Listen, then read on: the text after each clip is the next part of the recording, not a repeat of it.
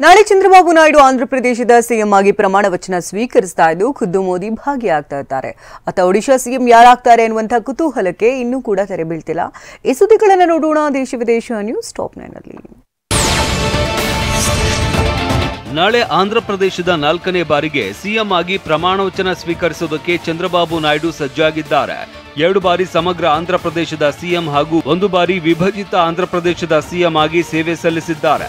ನಾಳೆ 4ನೇ ಅವಧಿಗೆ ಪ್ರಮಾಣ ವಚನ ಸ್ವೀಕರಿಸಲಿದ್ದಾರೆ. ನಾಯ್ಡು ಪದಗ್ರಹಣ ಕಾರ್ಯಕ್ರಮದಲ್ಲಿ ಪ್ರಧಾನಿ ನರೇಂದ್ರ ಮೋದಿ ಭಾಗಿಯಾಗಲಿದ್ದಾರೆ. ಇನ್ನು ಒಡಿಶಾ ಸಿಎಂ ಪ್ರಮಾಣ ವಚನ ಕೂಡ ನಾಳೆನೇ ನಡೆಯಲಿದ್ದು ಈ ಕಾರ್ಯಕ್ರಮದಲ್ಲೂ ಮೋದಿ ಭಾಗಿಯಾಗಲಿದ್ದಾರೆ. ಆದರೆ ಈವರೆಗೂ ಒಡಿಶಾ ಸಿಎಂ ಯಾರು ಅನ್ನೋದು ಬಯಲಾಗಿಲ್ಲ. ಸದ್ಯ ಭೂಪೇಂದರ್ ಯಾದವ್ ಮತ್ತು ರಾಜನಾಥ್ ಸಿಂಗ್ರನ್ನ ಒಡಿಶಾ ಸಿಎಂ ಆಯ್ಕೆಗೆ ವೀಕ್ಷಕರನ್ನಾಗಿ ಆಯ್ಕೆ ಮಾಡಲಾಗಿದೆ. ಧರ್ಮೇಂದ್ರ ಪ್ರಧಾನ್ ಅಥವಾ ಜುಯಲ್ ಓರಂ ಹೆಸರು ಮುಂಚೂಣಿಯಲ್ಲಿ ಇತ್ತು. ಆದರೆ ಕೇಂದ್ರ ಸಚಿವ ಸಂಪುಟಕ್ಕೆ ಇಬ್ಬರೂ ಸೇರ್ಪಡೆಯಾಗಿದ್ದು ಸಿಎಂ ರೇಸ್ನಿಂದ ಹೊರಬಿದ್ದಿದ್ದಾರೆ. ಸಿಕ್ಕಿಂ ಕ್ರಾಂತಿಕಾರಿ ಮೋರ್ಚಾ ಮುಖ್ಯಸ್ಥ ಪ್ರೇಮ್ ಸಿಂಗ್ ತಮಾಂಗ್ ಸತತ 2ನೇ ಬಾರಿಗೆ ಸಿಕ್ಕಿಂ ಸಿಎಂ ಆಗಿ ಪ್ರಮಾಣ ವಚನ ಸ್ವೀಕರಿಸಿದ್ರು. ಗ್ಯಾಂಗ್ಟನ್ನ ಪಾಲ್ಜೋರ್ ಸ್ಟೇಡಿಯಂನಲ್ಲಿ ನಡೆದ ಪ್ರಮಾಣ ವಚನ ಸಮಾರಂಭದಲ್ಲಿ ರಾಜ್ಯಪಾಲ ಲಕ್ಷ್ಮಣ್ ಪ್ರಸಾದ್ ಆಚಾರ್ಯ ಗೌಪ್ಯತಾ ಪ್ರಮಾಣ ವಚನ ಬೋಧಿಸಿದ್ರು. ಸಿಕ್ಕಿಂ ಕ್ರಾಂತಿಕಾರಿ ಮೋರ್ಚಾ ಅಂದ್ರೆ ಎಸ್ಕೆಎಂ 32 ಸ್ಥಾನಗಳ ಪೈಕಿ 31 ಸ್ಥಾನಗಳನ್ನ ಗೆದ್ದುಕೊಂಡಿದ್ದು, ಪ್ರತಿಪಕ್ಷ ಸಿಕ್ಕಿಂ ಡೆಮಾಕ್ರೆಟಿಕ್ ಫ್ರಂಟ್ ಅಂದ್ರೆ ಎಸ್ಟಿಎಫ್ ಏಕೈಕ ಸ್ಥಾನಕ್ಕೆ ಸೀಮಿತವಾಗಿದೆ.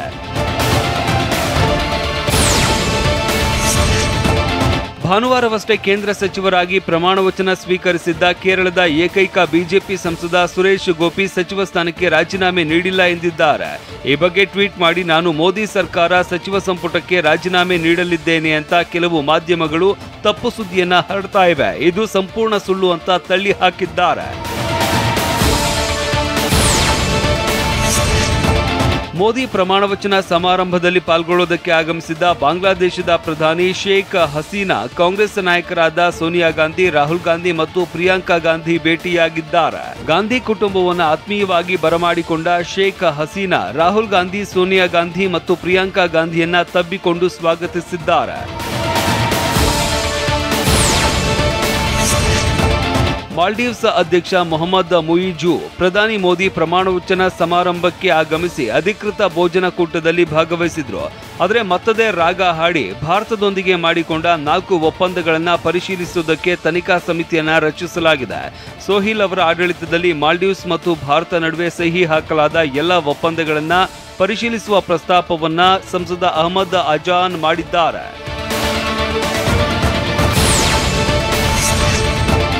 ಮೋದಿ ಪ್ರಮಾಣ ವಚನ ಸಮಾರಂಭದ ವೇಳೆ ರಾಷ್ಟ್ರಪತಿ ಭವನದಲ್ಲಿ ನಿಗೂಢ ಪ್ರಾಣಿಯೊಂದು ಅಡ್ಡಾಡ್ತಾ ಇರುವ ವಿಡಿಯೋ ವೈರಲ್ ಆಗಿದೆ.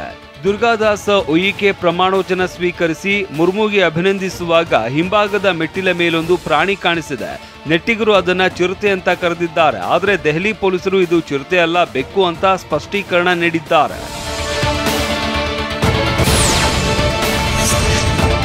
ಭಾರತ ಕ್ರಿಕೆಟ್ಗೆ ಆಘಾತ ಎದುರಾಗಿದೆ. ಮುಂಬೈ ಕ್ರಿಕೆಟ್ ಸಂಸ್ಥೆಯ ಅಧ್ಯಕ್ಷ ಹೃದಯ ಸ್ತಂಭನದಿಂದ ನಿಧನರಾಗಿದ್ದಾರೆ. ಭಾರತ ಮತ್ತು ಪಾಕಿಸ್ತಾನ ನಡುವಿನ T20 ವಿಶ್ವಕಪ್ ಪಂದ್ಯವನ್ನು ವೀಕ್ಷಿಸುವುದಕ್ಕೆ ಅಮೋಲ್ ಕಾಳೆ ಕಳೆದ ಭಾನುವಾರ ನ್ಯೂಯಾರ್ಕಿಗೆ ತೆರಳಿದ್ರು.